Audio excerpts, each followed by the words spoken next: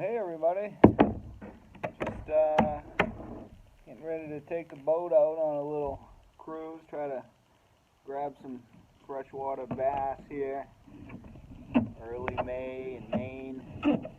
Nothing like it. A little hole in the boat though, a little tape ain't gonna take care of. Just get it right over that hole, seal it up good like that.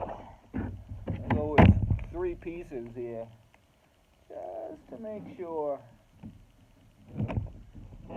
don't run into any trouble when we're out there. Red tape's good because it kind of attracts the fish a little bit. They see it at the end of the canoe and they come up and say, what's that?